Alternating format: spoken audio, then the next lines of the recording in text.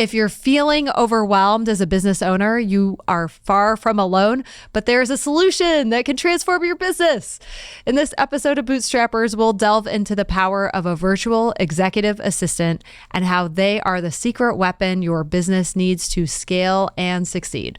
Our guest shares her firsthand experience with a virtual executive assistant and how they have revolutionized her business and simplified her family life.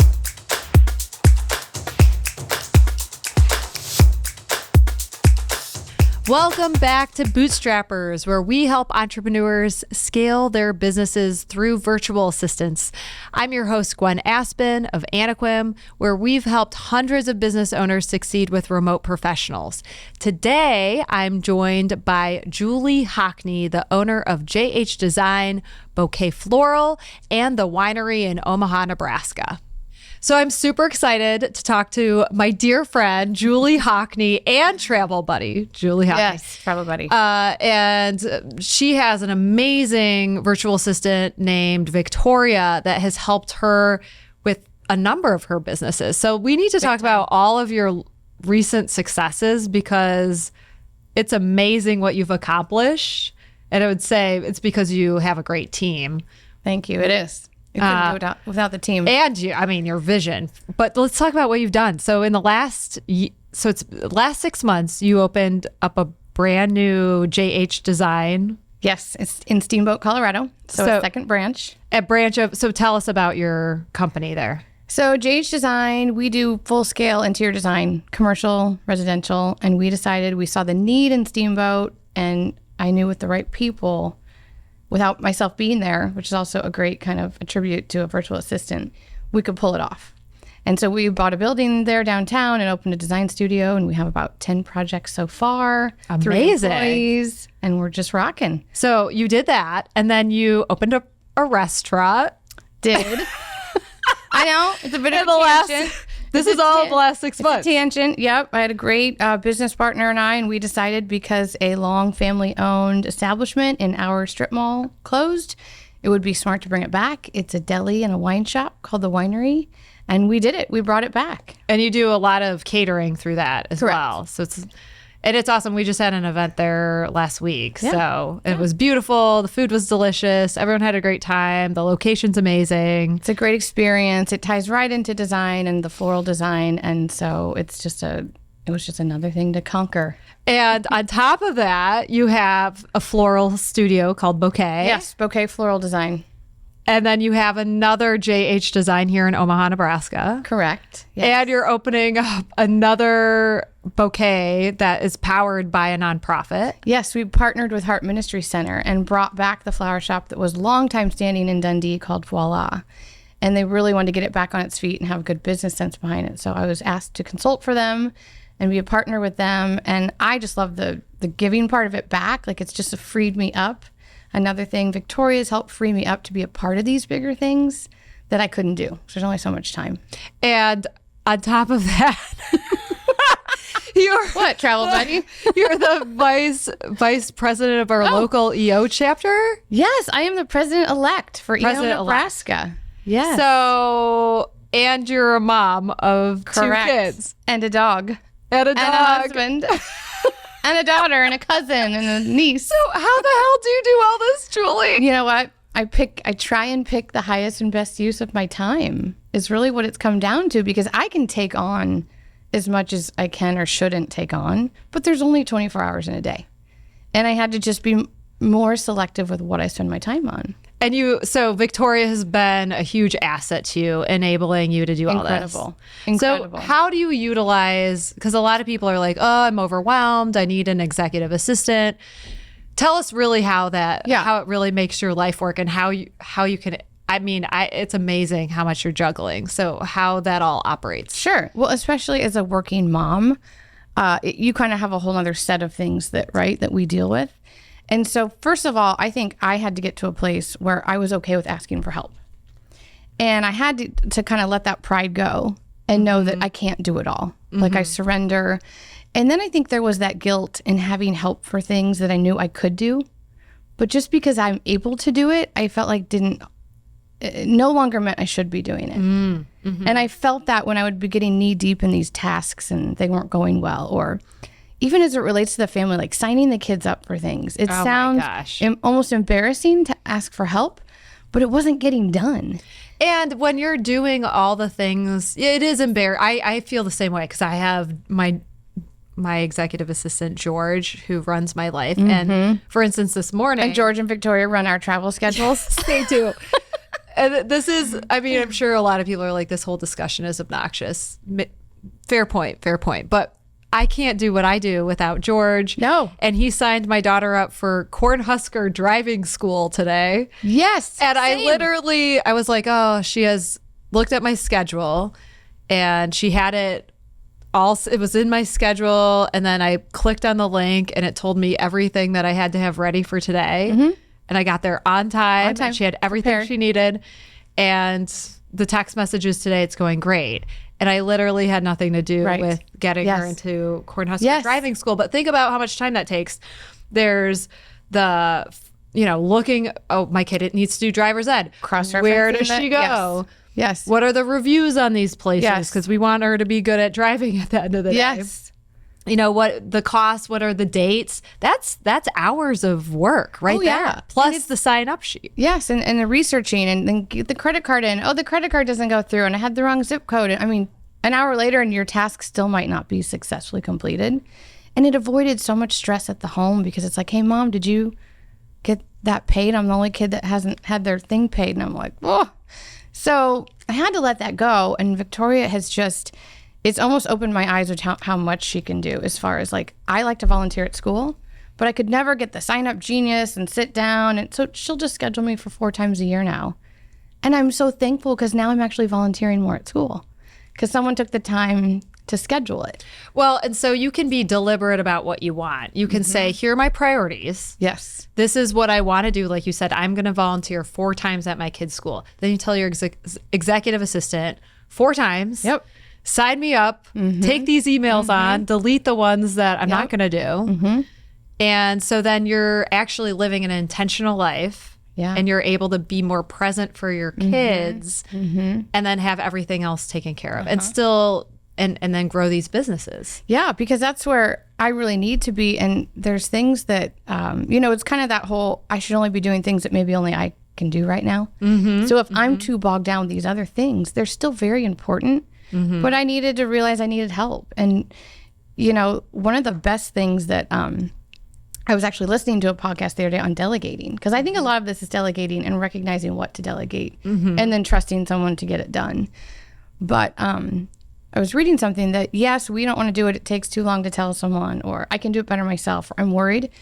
But the joy it can bring someone else and the training and what it can open up for someone else to be able to do and how they can grow gives me more joy in giving it away. So true. Because I've watched her take things on and she'll call me and say, this is the most exciting thing I've done. Or she enjoys seeing what her work does and how it furthers these businesses because she's part of a team.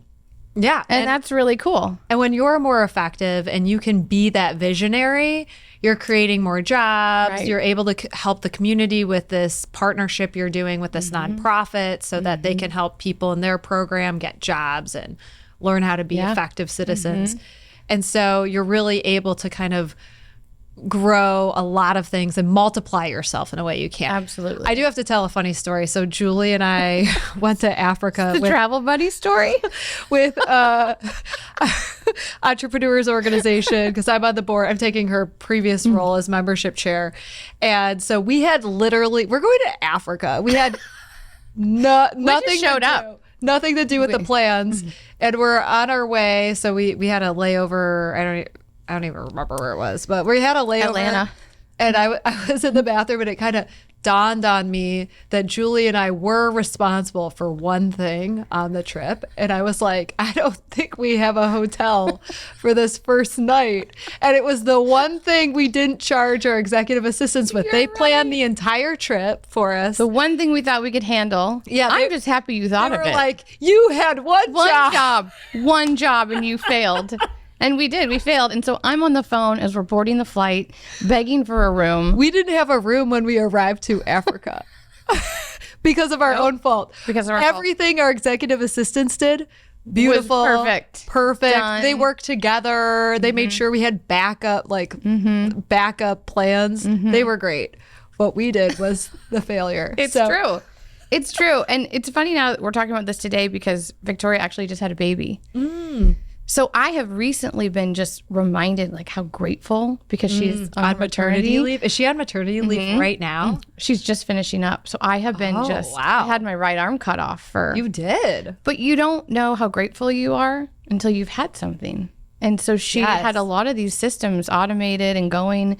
And so I've been really reminded of all the things she'd been doing. And I'm just so grateful to have someone that's on top of all that and that has the attention to detail. Oh my gosh. It's right. So much better than I could do because I just get it done. It's really messy and then it's often wrong. So then we all spend time fixing it. So that's the thing is that when you're designing a role, like I have no detail orientation. Yes. If you look at like a personality test of me, 0. Same. And so I have somebody who's like my extension of myself who is detail oriented. Yes. So what are some of the, like when you're because you're traveling a steamboat, you've got a lot going on. What are some of the recurring things that you have her do? That's a great question. So all travel logistics. I'm gonna add hotel to that now. Which is a recurring thing for you because you have a branch in Well, yeah, steamboat, I'm going so you there gotta constantly. Go there. Right. And just making sure it's the right flight. And we check the layover. And then she'll even schedule Zoom calls or calls for me during a layover. And she's tracking, well, what time zone is the client in and what time zone is Julie in? Because all of that. Oh, yeah. Attention to detail and the Zoom link. So I may have a long layover, which some people might think is a drag. I think it's great because I know Victoria, my VA, has maximized that time for me. Rather than me fumbling through it and trying to make the most of it, it's all done. Kids' schedules. There's always things to sign them up for or pay for or get on the calendar, family calendar. And then a lot of stuff within the different businesses. I do a lot of one-on-one meetings. I think that's the way these businesses can be successful is I'm involved at a certain level. So there's an L10 meeting, maybe weekly, maybe bi-monthly, depending on the An L10, business. if you're not a EOS person, is just a weekly meeting and that's a very specific agenda on it so that you hit all the main points. Right. Yeah. So she's organizing those or rescheduling one-on-ones or this is probably my favorite part. I may brainstorm a lot of ideas or things that need to be done, and then I can give them to her to do them. So she actually executes your ideas. Correct. So that's where I think a lot of people mistake what's possible with a virtual assistant. Oh, yeah. Is they think menial tasks, like just the scheduling. No. But they can complete big projects for you also. Oh, yeah. Like I have an example of something that just came up is that we do a bunch of conferences and bad on us, but we didn't do a very good job looking at which contracts really came from which conventions. And so as we make our schedule, our marketing schedule for the next 18 months, we want to know which conferences in the past were effective and which ones we should do again and which ones maybe we should take off the agenda and, switch out for another one. So he's going through the contracts and going through the notes in the sales process, like the process notes, seeing which ones came from which conference so that we have a good history. Right. So that's a project that he's managing for me. Yeah. I don't have time to do. Well, and we're running so lean, no one else has time to do it. And I have found when you're in the thick of something that you're excited about, or you've just went to a conference or a convention, the minute you're done, you're out to the next because you're usually having to get right back into family life or right back into business. So downloading some of those notes or things you want to be measured is what I'll do after a big event for her to then put a process into place. Okay. So is she writing your processes for you? Some of them, the newer ones. Yeah. How's that going? It's great. You have to be great with, people get nervous saying, oh, that someone can't do that is not me because what if they mess up? Well, let's start with the first draft. Right. Just get something down to edit. Yeah. Because it's further than we were yesterday. It doesn't have to be perfect. It just has to be somewhere to start.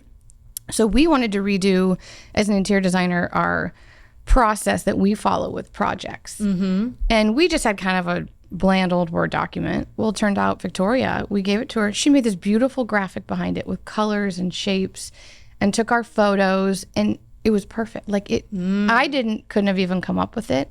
and giving her that freedom. So do you that show trust. that to the clients now? Like, here's your process for your project? So her work is in front of every client now. Wow. And she made it. Did you know she had the skill of like graphic design before she started? We did, only because we wanted to have, enough for her to do other than just be Julie's executive assistant. So we kind of wrote a sub role for her was more focused on marketing. Okay. And graphics. And so we knew that was a skill set of hers. So we've been leaning on her for that. So that's a really important thing is think of what that subset is going to be, because a lot of people get an executive assistant because they're overwhelmed with their email or their schedules. But then after 2 weeks, this person, if they're effective, they're going to get it all done. Yep. So then it's like, well, what is this person going to do? And I tell everybody, my worst fear is that you're on some yacht in Italy and you wake up at like 3 a.m. and are like, what's my executive assistant going to do today?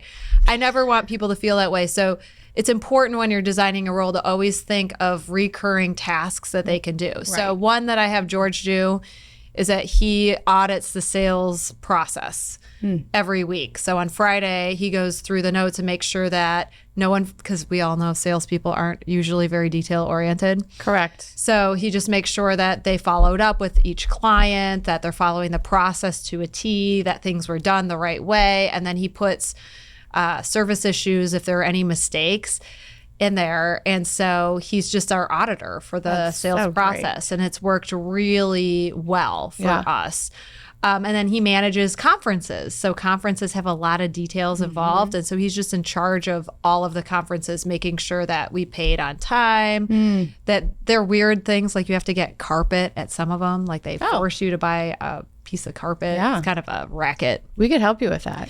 I mean, if you want something that looks good. I know, right? You probably could. But and sometimes you have to like order it from the team there. Right. It's like part of the convention center. Which one do you want? So he does all those details, make sure all of our equipment gets to where it needs to be. Correct. And that all those details. So those are kind of his and plus the podcast, making sure people are booked. Right. So those are his recurring tasks. Yes. What other recurring tasks do you have, Victoria, do? Reoccurring would be mostly scheduling some of the meetings I'm in, the travel, signing kids up for things is amazing.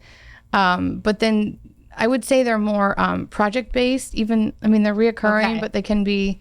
So the projects are really the recurring ones. They so are, because another they're always example new. of a project. A project one would be, so we're saying, gosh, I wonder how many people are in these few zip codes, right? Like around the winery in our studio that we might do a direct mail to. A lot of the research. Oh, the research. The research takes so long and is so important.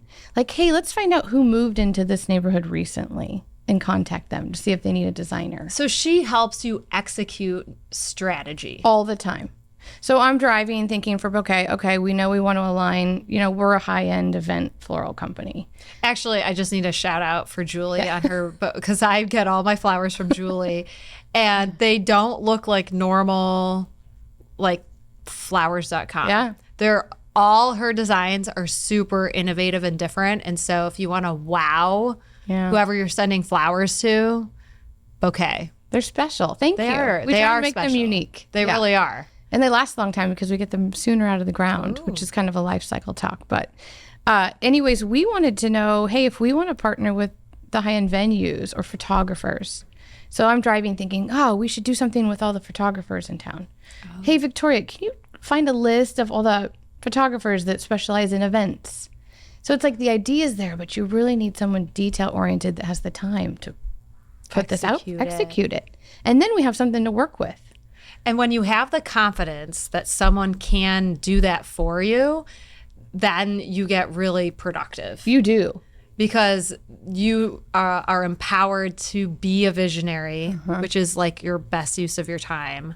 Absolutely. Because you know that those ideas will actually turn into something. And you almost free yourself up, I think, to think bigger and to think more and further down the road. Because as visionaries and business owners, we have to be thinking further ahead than everyone else around us. And it allows you the time to do that and the freedom. And it kind of just, expounds on itself. What used to weigh me down before I had George was that all the to-do list at home was so overwhelming. It didn't allow me to be creative. Sure.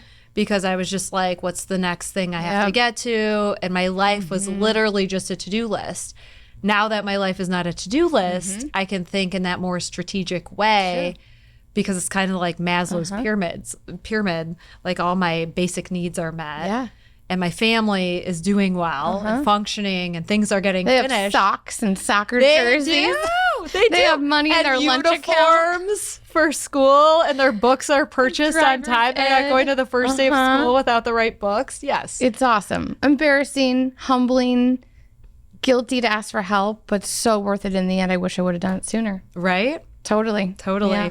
Well, thank you to our executive assistants who make things happen I hope in our Victoria lives. sees this. She's a lifesaver. I miss her. And if you're in a space where you're like, I could never have an executive assistant, and I was too. I mean, I don't come from a place where people have executive assistants. It is embarrassing in some ways that my life I'm forced to have an assistant to make it work. But at the same time, as a visionary, if we want to make what we know in our head can happen actually become reality, it's been essential for that. They piece allow of us my to life do that. happen. They really do. Yeah. And they have a great job and they're so good at what they do.